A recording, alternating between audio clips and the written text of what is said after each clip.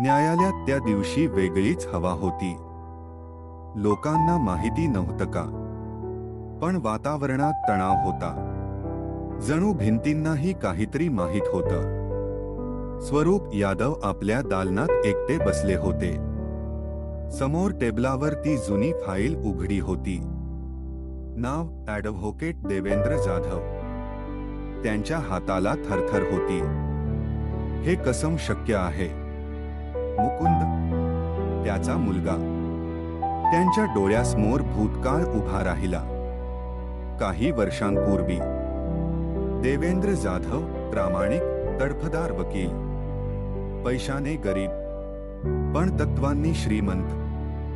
त्यांनी एक मोठा जमीन घोटाळा उघड केला होता, ज्यात उद्योगपती, अधिकारी आणि काही वकीलही अडकणार होते.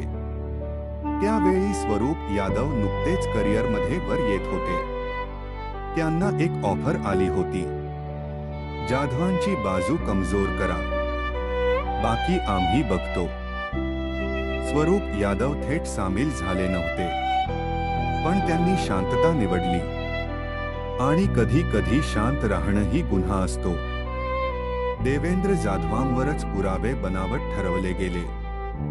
केस हरली, प्रतिष्ठा गेली, आजारपण आलं, आणि एक दिवस ते गेले.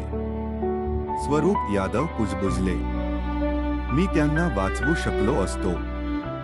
दार ठकठकलं. मुकुंद आत आला. शांत चेहरा, पण डोळ्यात ज्वाला. त्याने टेबलावर एक पेन ड्राईव्ह ठेवली. ही त्या जुन्या केसची ऑडिओ रेकॉर्डिंग आहे. स्वरूप यादव दचकले. कुठून मिळाली? मुकुंद म्हणाला, बाबांनी सगळं आधीच ओळखलं होतं. त्यांनी पुरावे लपवून ठेवले होते. मला ते आता सापडले. एक आवाज, जाधव हटले नाहीत तर सगळे अडकाल. स्वरूप काही बोलणार नाही. तो हुशार आहे. स्वरूप यादव खुर्चीतून उठले. त्यांच्या डोळ्यात पाणी आलं. मी गुन्हेगार नाही, पण मी थांबवू शकलो असतो.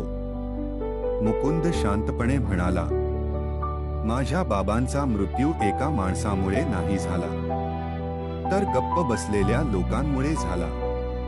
कोर्टात नवीन केस दाखल. मुकुंदने पुनर्विचार याचिका दाखल केली. देवेंद्र जाधव विरुद्ध राज्य पुनर्परीक्षण. शहर हादरलं. मीडिया, वकील, जुने अधिकारी सगळे पुन्हा कोर्टात. कोर्टातील दिवस. न्यायाधीशांनी विचारलं, इतक्या वर्षांनी हे का? मुकुंद पुढे आला. कारण सत्याला मर्यादा नसतात. शिक्षा उशिरा झाली तरी चालते, पण झाली पाहिजे.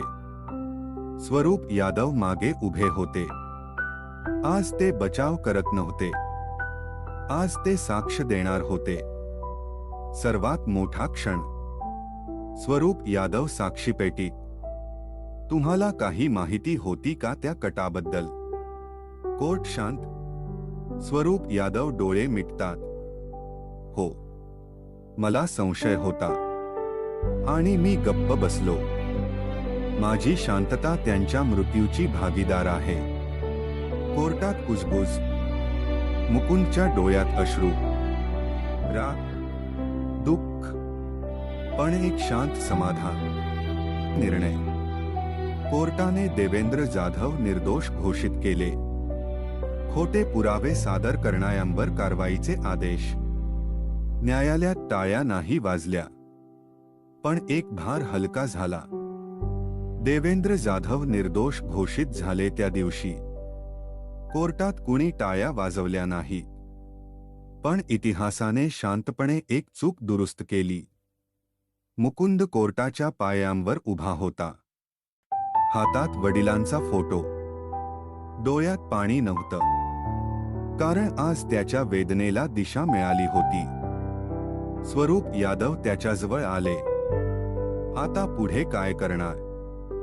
मुकुंद हळू आवाजात म्हणाला, बाबांनी जिथे पुस्तकं सोडली तिथून मी पुन्हा उचलणार. शहरात बातमी पसरली. सफाई कामगार विधी शिक्षण पूर्ण करतोय. लोकांना कथा माहित होती, पण मुकुंदला सहानुभूती नको होती. त्याला पात्रता हवी होती. तो दिवसात काम करायचा, रात्री अभ्यास. स्वरूप यादव शांतपणे त्याला मदत करत होते. पैशाने नाही, मार्गदर्शनाने. एक दिवस निकाल लागला.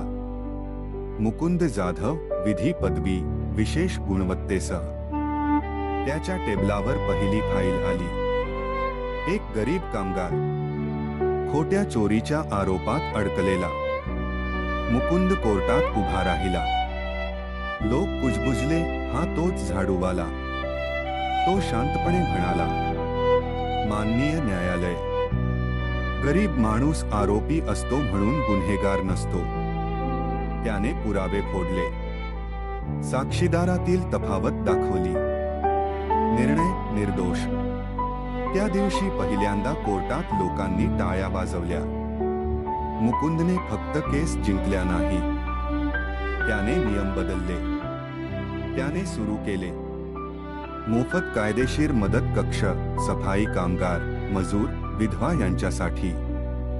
पुरावा तपास मोहीम, बनावट कागद शोधण्यासाठी स्वयंसेवी टीम. विद्यार्थ्यांसाठी कार्यशाळा, कायद्याचं नैतिक शिक्षण. तो म्हणायचा, वकील होणं सोपं आहे, न्यायप्रिय वकील होणं कठीण. स्वरूप यादव आता मोठ्या फीचे केस कमी घेऊ लागले. त्यांनी एकदा कोर्टात कबूल केलं, मी उशिरा शिकलो, पण योग्य शिकलो. लोक म्हणू लागले, त्या मुलाने फक्त वडिलांचा सन्मान वाचवला नाही, त्याने शहराचं न्यायालय बदललं. एक दिवस मुकुंद कोर्टाच्या बाहेर उभा. तिथे एक नवीन सफाई कामगार मुलगा भीतीने उभा होता. मुकुंद त्याच्याकडे गेला. शाळेत जातोस? मुलगा मान खाली. मुकुंद हसला. त्याने आपल्या बॅगेतून एक वही आणि पेन दिलं.